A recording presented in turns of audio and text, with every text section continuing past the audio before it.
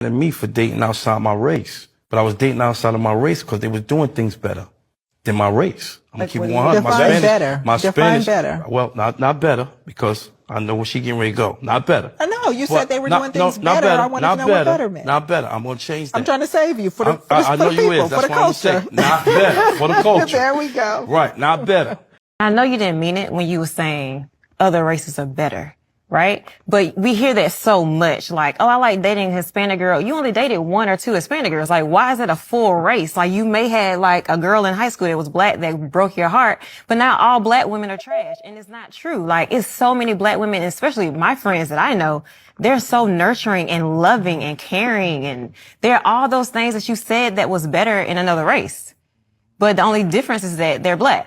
What's good, YouTube? This is KB LaFleur. You can call me KB. Welcome back to another video. We got Jamal Woodlard. The last video that we saw, he had this to say about dating outside of his race. Than me for dating outside my race. But I was dating outside of my race because they was doing things better than my race. I'm gonna keep it 100. Define better. Well, not better, because I know where she getting ready to go. Not better. I know you said they were doing things better. I want to know what better meant. Not better. I'm gonna change that. I'm trying to save you for the I know you people, is. That's for the what I'm culture. saying. Not better for the culture. There we go. Right. Not better.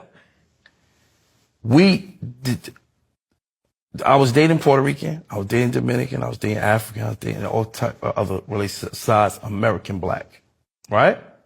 They were doing way more of what we expect we want our woman to do more than our American. Our American got real comfortable with. Give me some examples. Oh man, I mean, their mannerisms are different.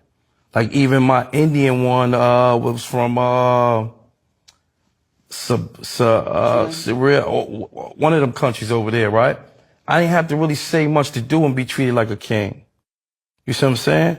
A lot of times with our own American black, they expect so much of us and what we're supposed to do.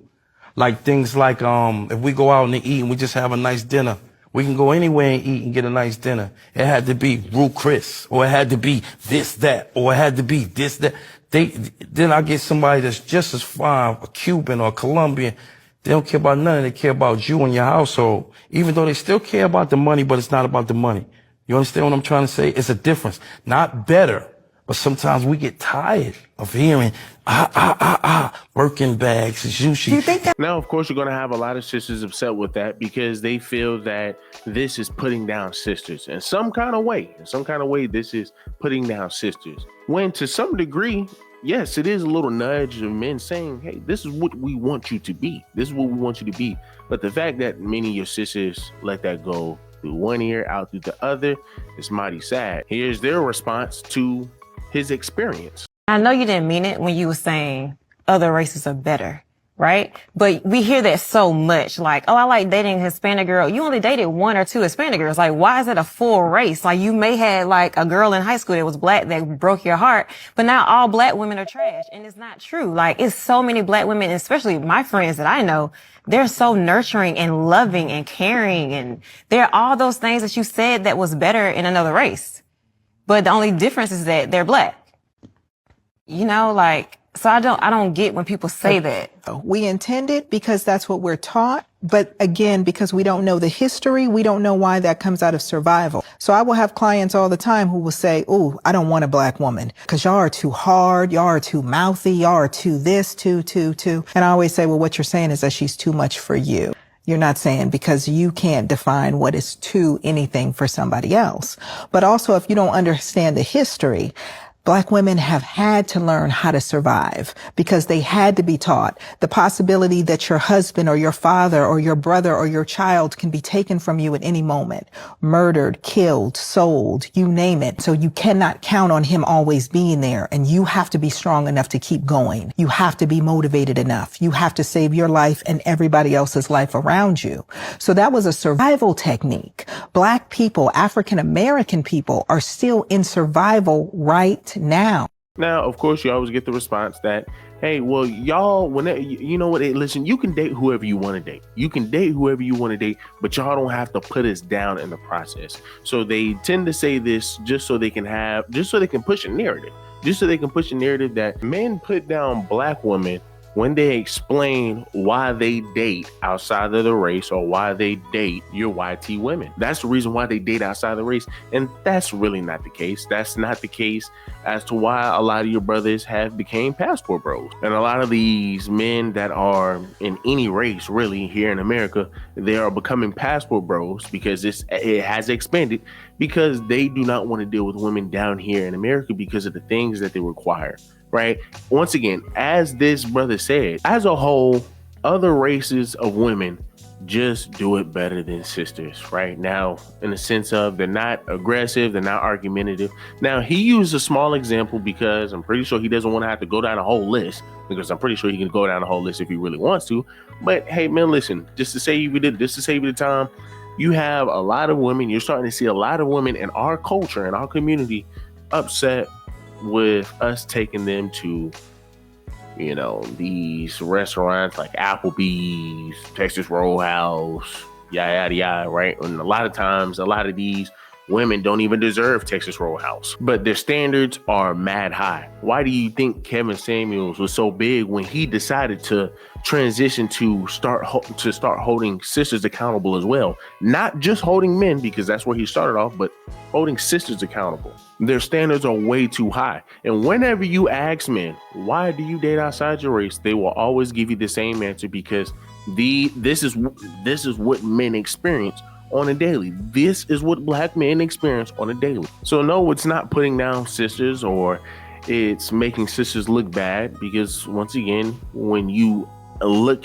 deeper into it, when you just ask a man, you ain't even gotta look that deep. You just gotta ask a man. He says, well, here's the reason why I like dating outside my race. Of course, when you ask that question, generally speaking, the undertone is, well, why are you dating outside your race and why aren't you dating within your race? Because generally speaking, that's what a lot of women follow that question up with, right? Okay, why do you date outside your race? Oh, why do you date them? Oh, I date them because so-and-so, so-and-so. And they will generally follow it up with, why don't y'all like us? Why don't you want to date within your race then? And this is where men tend to break down as to why they don't want to date within their race. And a lot of times, a lot of men just jump right into it, right? Here's the reason why I date outside my race. I really want to date my sisters, but here's boom, boom, boom. And sisters are offended by that.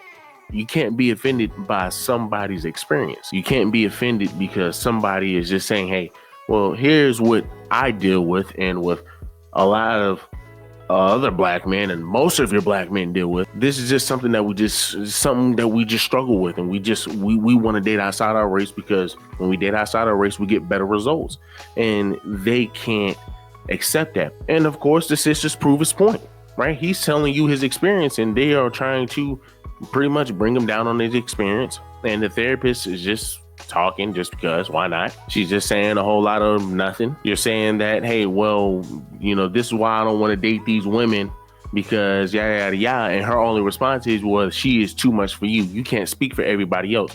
That just goes into the same rhetoric that a lot of your sisters have when men say, right, when you hear a lot of men in this space say, well, men don't want to deal with this, men don't want to deal with that. And the first thing that come out of their mouth is, well, you can't speak for all men. Well, I'm going to tell you right now, most men don't want to deal with that. But hey, your only defense is, well, you can't, she's too much for you. She's not too much for everybody else, because not everybody else think she could be too much. You don't know if she's too much for everybody else. When most men would tell you this sister is too much, because you have many sisters who say I'm a 10, but yet if you ask a bunch of men, do you think this sister is a 10? What will they say? No, that's false. Now, as stated before, we just talked about these sisters who just proved this point. Right, they had an issue with his experience, just like they have an issue with a bunch of other brothers' experience. Here's another sister who proved his point even further, where she is so upset with his response. She had this to say: his breath smells like the bottom of a toilet. Sister can't take that. This is a real fact. We used to have to let down the window in the car, even if it was cold outside, when he talked.